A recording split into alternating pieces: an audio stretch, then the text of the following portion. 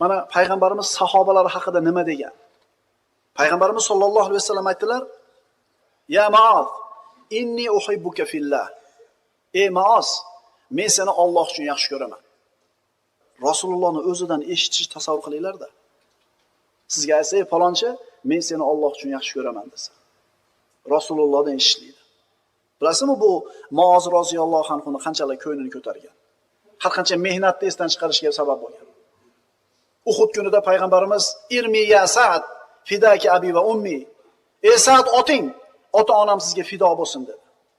Yana bir kuni payg'ambarimiz aytdilar, mana shu Sa'd ibn Abi Waqqos kirib kelayotganda payg'ambarimiz majlisiga yonida o'tirgan hamrohlarga qarab Sa'dga ishora qilib, "Hada xoli. Falyurini imrun xolahu." O'n kishi meni tog'am bo'ladi.